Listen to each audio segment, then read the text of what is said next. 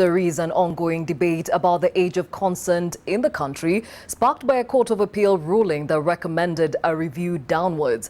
But as that debate rolls on, there is a silent problem that could impact Kenya's largest population segment, the youth.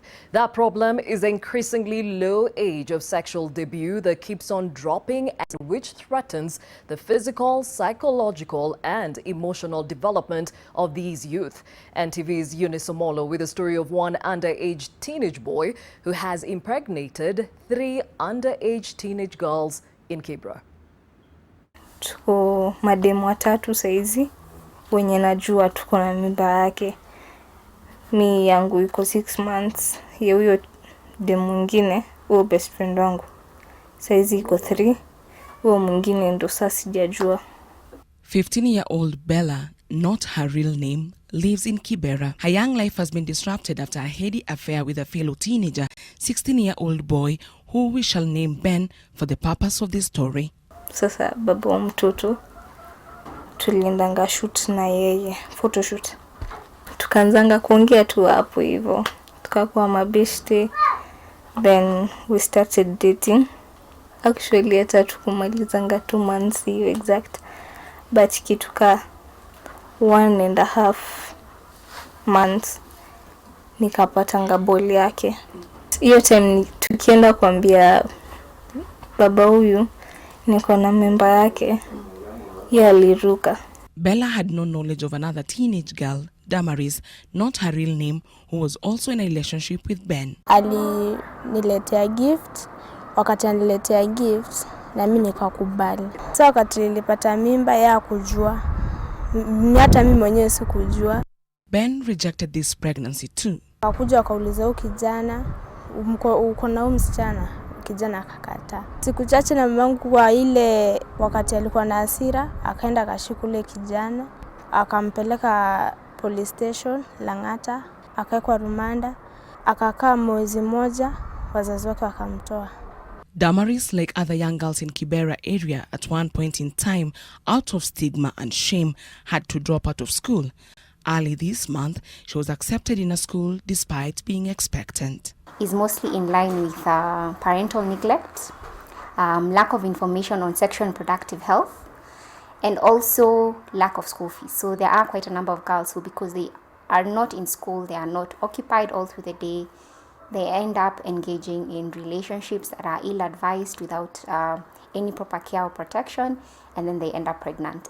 It is estimated that in Kenya, 1 in 6 women aged 15 to 19 are pregnant or mothers, while 1 in 10 children have had sex for the first time at the age of 14. As the debate on the age of sexual consent being lowered to 16 years continues, this trend is of concern to all stakeholders.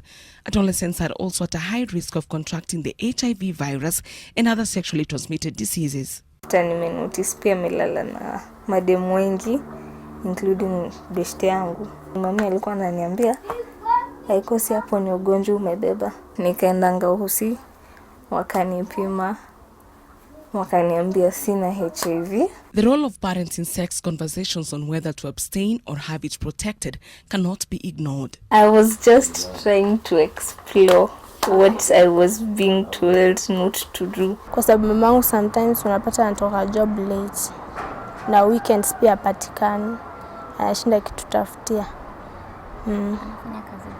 Mjengo. So being that also most of them have just menial jobs that require, the more aggressive you are in seeking them out, the more money you can get.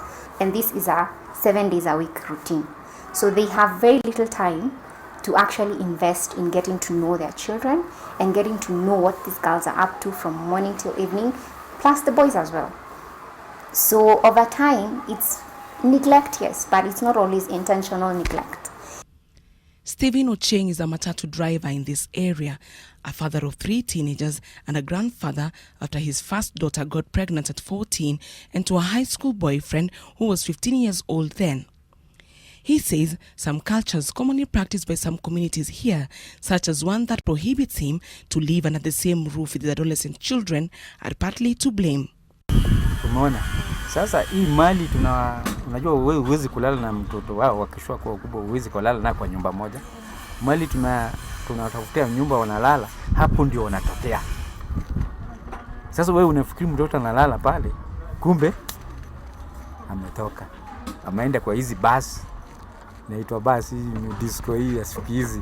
Girls as early as 9 years and boys as well would already be engaging in sexual behavior.